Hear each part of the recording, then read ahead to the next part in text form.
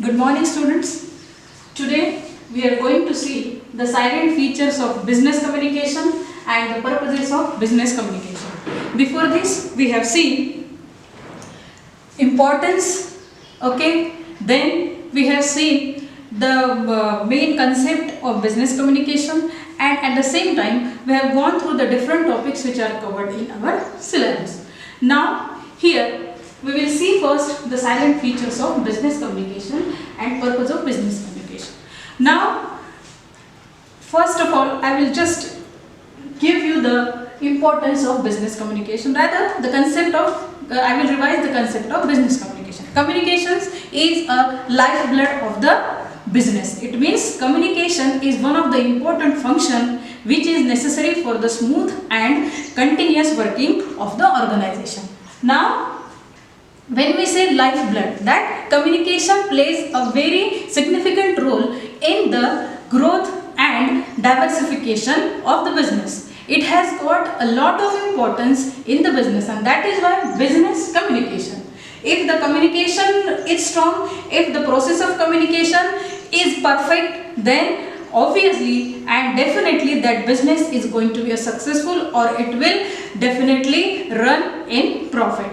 Now, before this, means in earlier sessions we have seen the importance. What is the importance of business? And in that importance we have seen there are different 10 to 15 points which are covered in the importance of business communication and even objectives of business communication. What are all these? These are the certain points or certain elements which are essential for, again, to promote the business activities, to increase the organization's profit, and to how to utilize the available resources of the organization. So communication plays a very great important role in that process. Now, as we know that, again, what is communication? Communication is transferring the information, transmitting the messages, exchange of ideas, okay? Then it is a conversation between two persons, okay? So again, here we are going to see very similar kinds of points in silent features of business communication. So, exchanging information. Obviously, when we talk about communication, to communicate, it means what? To communicate means to have a talk or to talk on certain issues which are related to the business. So, it is an exchange, it is give and take of the information, or it is a give and take of the knowledge or the ideas which are necessary from the business point of view. So again, what is that? Exchanging information means the information, the message, the ideas are exchanged is the silent feature of business communication. Then making plans and proposals. As we say that business communication, the main role of business communication is to promote its sales, to increase its profits, to grow the business, to maximize its profit. That is the main aim of the business communication. So making plans and proposals means why these plans and proposals are made. Again, those plans or those proposals or different kinds of objectives are set to achieve its business goal. And again, what is business goal?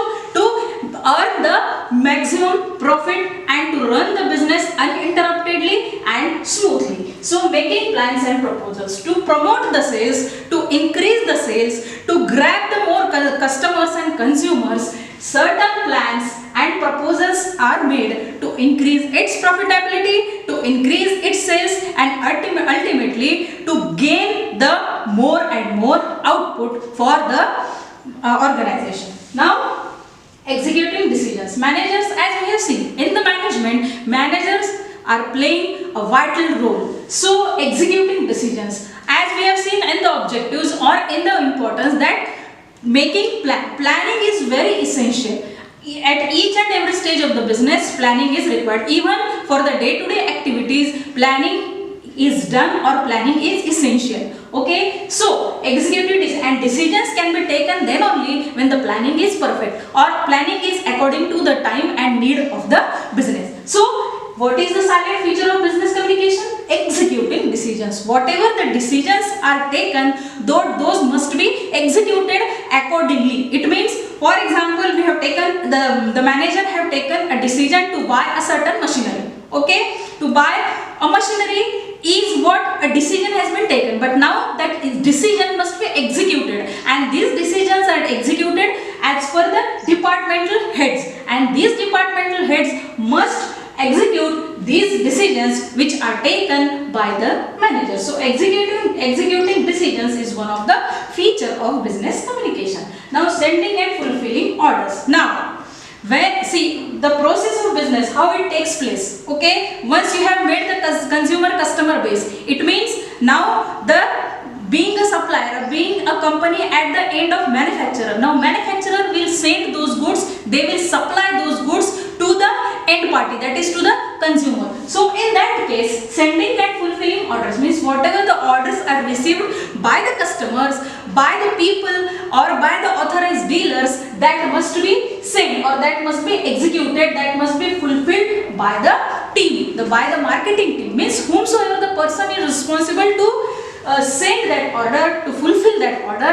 That is why it is said sending and fulfilling orders. Means for example, you are in the business of paint, okay, and there is an order of oil paint, 10 boxes of oil paint. Now that order you are having. Now to execute that order, to send that order, what is to be done?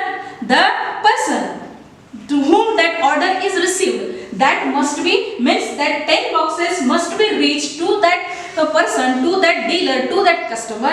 Then it will be said sending and fulfilling orders. Then conducting sales. Obviously the main motto of the business communication is to, again and again I am repeating, to increase the sale, to promote the sales and maximize the output of the company. So conducting sales, unless and until the sales is conducted, the sales process is taken place, then orders will not be completed. And to complete that order, what is required? The marketing or the team who is responsible for maximizing the sales, they have to conduct, means they are responsible for all the activities of that marketing department. So conducting sales means manager is responsible from the top to the bottom level of the organization. He has to take care how much orders has been received, how much orders are executed, how much orders are sent to the parties, sent to the customers, and then that is what is conducting sales. It means it is one of the important job which has to be fulfilled, which has to be completed by the responsible persons in the management or in the organization. So these are the silent features of business communication. Now purposes of business communication. Now one thing is very sure, you must think why there is a need of business communication. Again and again, planning, organizing, directing, staffing, all these the functions we have seen in the management. Now communication is one of the integral part of the business. It is one of the important internal or integral part of the organization. And if the base of the communication, if the people who are engaged or who are in the organization, who are appointed on certain positions, if they are good in communication, then obviously if the communication base is perfect, if the communication base is strong, then that business is going to earn more and more profit. So to purpose of business communication, what are the different purposes of communication? Here we have written to inform, to deliver the message, to understand, to explain, to persuade, to transmit, to control, to coordinate, to teach and to direct. These are the 10 purposes of business communication. See, again, these are the elements or these are the certain points which are related or which are included in the process of communication. Correct? Now, to inform means, as you know, that sender and receiver are the two most important persons in the process of communication. Sender who is sending, receiver who is receiving the message. Now to inform means, who will do this? The sender will inform to the receiver regarding the message, regarding the idea, regarding the information related to that particular topic or the business. So one of the important purpose is to inform. It is the purpose, it is the reason why there is a need of business communication. So to inform, first is to inform, then to deliver the message. Obviously exchange of ideas, exchange of information is one of the most important feature of communication. So in communication, to deliver the message, whether the message is good or bad. Many times there are certain messages, certain informations which are not good on the part of the management. It means what? For example, there is a loss in particular order which is received by the customer, or another example we can take that certain order is cancelled due to some of the reason. Now, if that order is cancelled, it means a bad news for the manager. From the management point of view, it means the order which has received and the profit which is supposed to be made by the manager or by the management is going to be loose. So now, to deliver the message, so it is up to the employees, or it is for the sender, that this is again, it is an integral part of the business communication. So the employee who is responsible to inform the manager, then he must give that news, he must deliver that message that certain order is cancelled due to this and this reason. So whether the news is good or bad, but that message, that news, that information must be reached to the manager.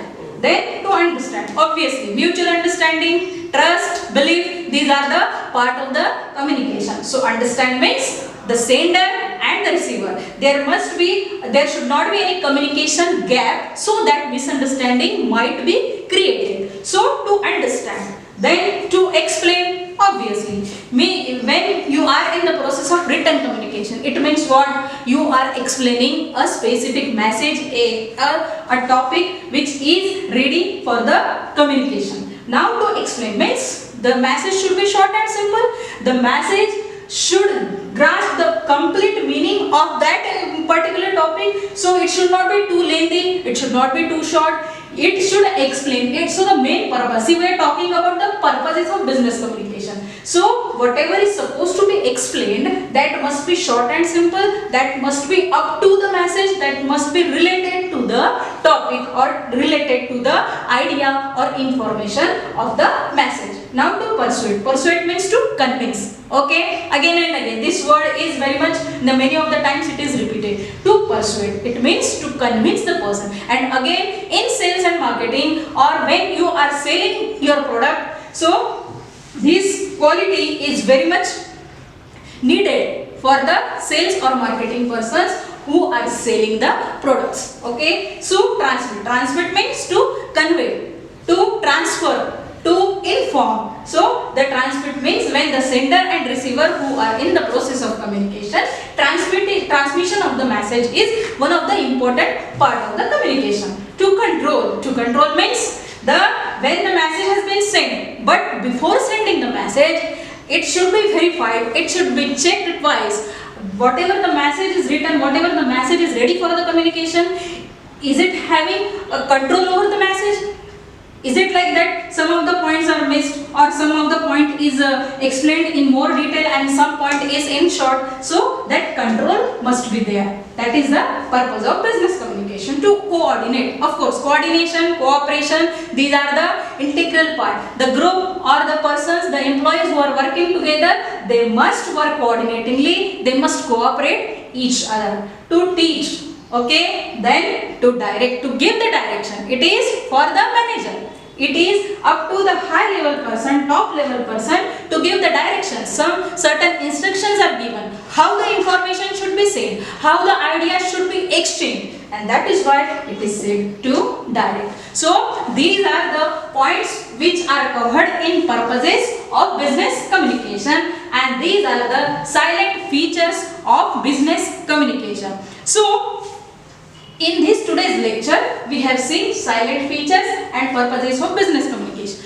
Now the remaining part is principles of business communication that we are going to cover in our next e-learning session. By the time, be safe, start studying and go through the notes which are provided to you on your Google Classroom. Thank you.